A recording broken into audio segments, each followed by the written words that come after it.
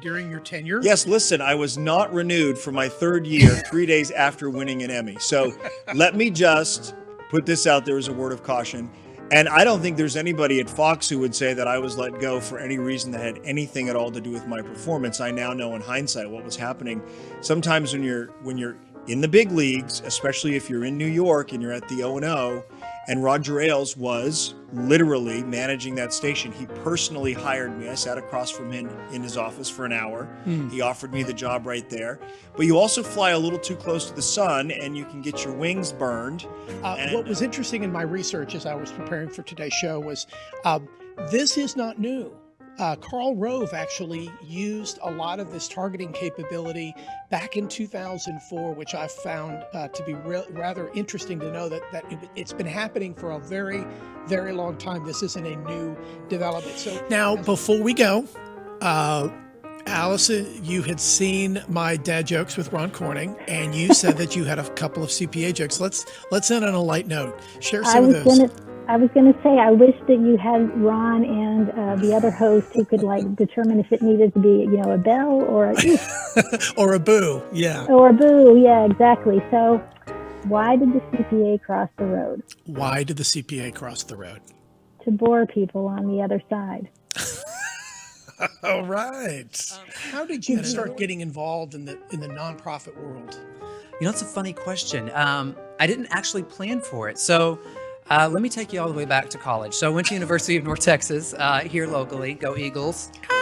That is one of the most unfortunate college university hand signs and calls, actually. It almost sounds like my Cher impression.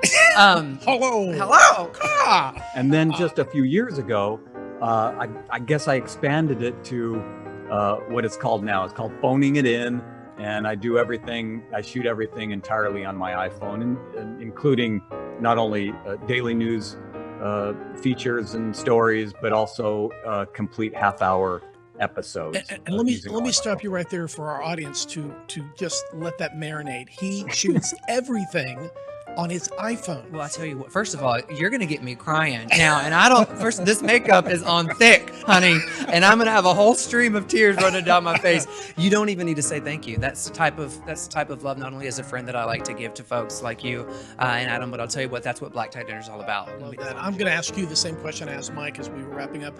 What advice can you give local businesses that are trying to tell their story from your perspective?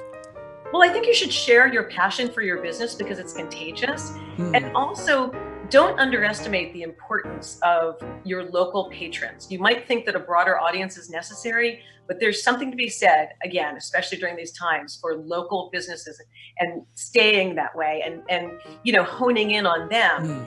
And I think, as Mike said, when you think about data, et cetera, videos are important.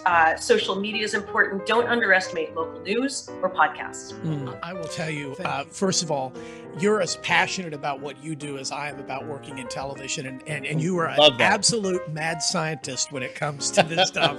Now, Ziggy, our producer, Ziggy, did you play, were you in a band in junior high or high school? I played the saxophone in junior high. Gosh. The saxophone. Well, you know what they say about sax? Bad sax is better than no sax at all. Oh, goodness. It's time for me to go. Are we done? But I learned so much from improv because it taught me two things. That is to listen and then respond. What we call yes and. Yes. It's someone says something, you agree with it, and then you add something to it. And it's revolutionized the way I look at relationships, the way I look at my business relationships, and I think it's been the secret sauce of my success. Before we go, I want to give a big shout out to Amy Anderson. She is my general sales manager at KXAN, the NBC affiliate in Austin, and she made this amazing, if you could see that, marketing detective logoed mask. So a big shout out to Amy and her team for making that for us. Thank you so much for joining us today. I hope we've solved some mysteries for you today. We'll be back again in 2 weeks with our next episode. Until next time, America, I'm Mitch West.